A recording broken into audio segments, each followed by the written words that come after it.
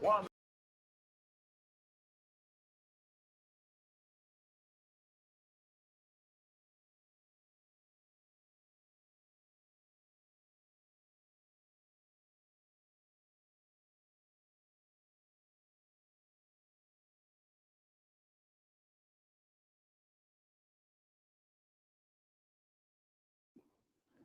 That's the day that Dr. King was assassinated.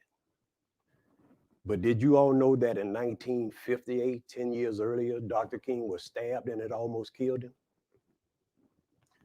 He was on his first book signing report in Harlem, New York, when a black lady approached him and using a letter opener, she plunged it into Dr. King's chest and just barely missing his heart. According to his doctor, his x-ray showed that all he had to do was sneeze. A mere sneeze would have killed Dr. King 10 years earlier. But anyway, Dr. King wrote a speech about what happened that day, and I would like to share it with you. It's called, If I Had Sneezed. You know, several years ago, I was in New York City autographing the first book that I had written. And while sitting there autographing books, a black woman came up. And the only question I heard from her was, "Are you Martin Luther King?" And I was looking down writing and I said, "Yes."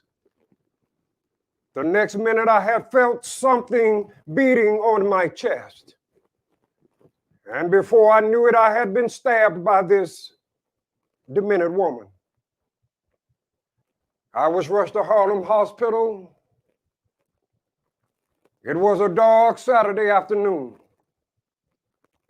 That blade had gone through and the x-rays revealed that the tip of the blade was on the edge of my aorta, the main artery. Once that is punctured, you drowned in your own blood. That's the end of you. It came out in the New York Times the next morning that if I had merely sneezed, I would have died. Well, about 4 days later, after the operation, after my chest had been opened and the blade had been taken out, they allowed me to move around in a wheelchair in the hospital.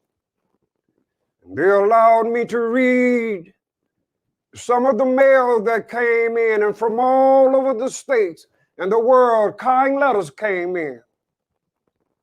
And I read a few, but one of them I would never forget.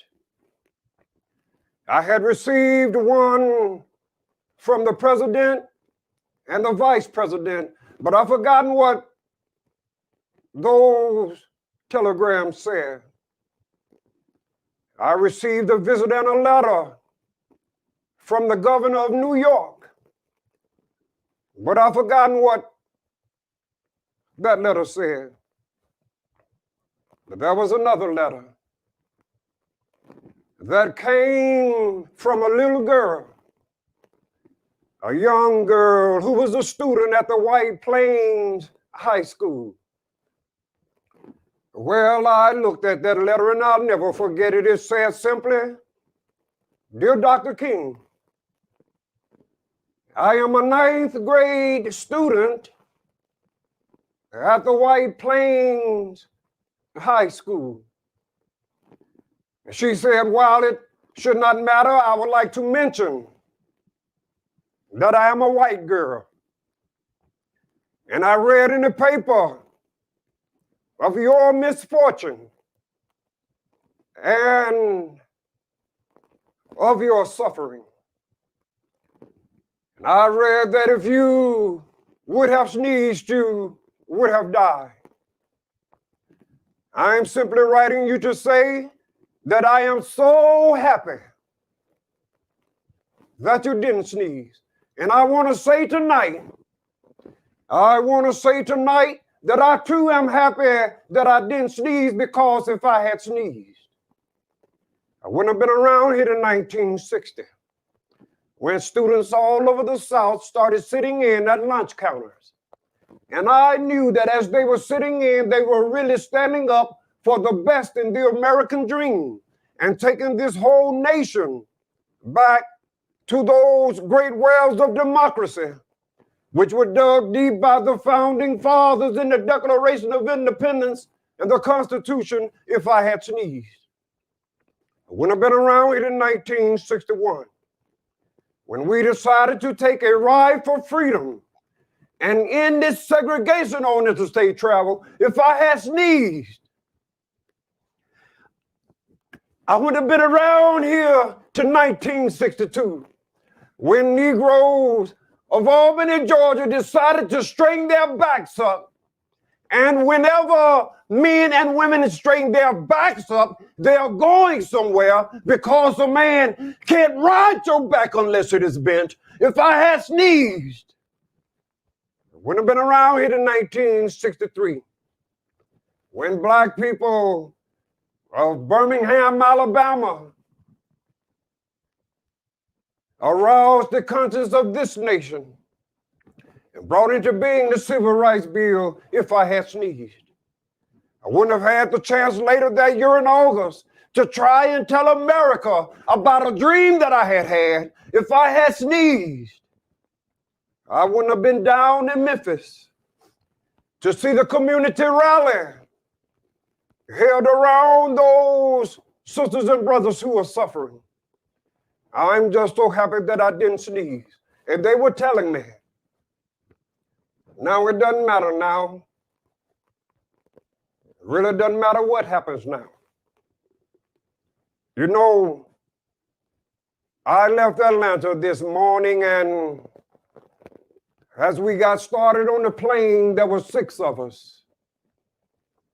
And the pilot said over the public address system, "We are sorry for the delay, but we have Dr. Martin Luther King on the plane. And to be sure that nothing would be wrong on the plane, we had the plane protected and guarded all night. And to be sure that all of the baggage were checked." And then I got into Memphis, and some began to say the threats or talk about the threats that were out of what will happen to me from some of our sick white brothers. Well, I don't know what will happen now. We've got some difficult days ahead. It really doesn't matter what happens now, because I've been to the mountaintop. And I don't mind. Like anybody, I would like to live a long life. Longevity has its place. But I'm not concerned about that now. I just want to do God's will. And He has allowed me to go up to the mountain. And I looked over and I seen the promised land. I may not get there with you, but I want you to know tonight that we as a people will get to the promised land. And so I'm happy this evening. I'm not worried about anything, and I'm not fearing any man. Mine eyes have seen the glory of the coming of the Lord.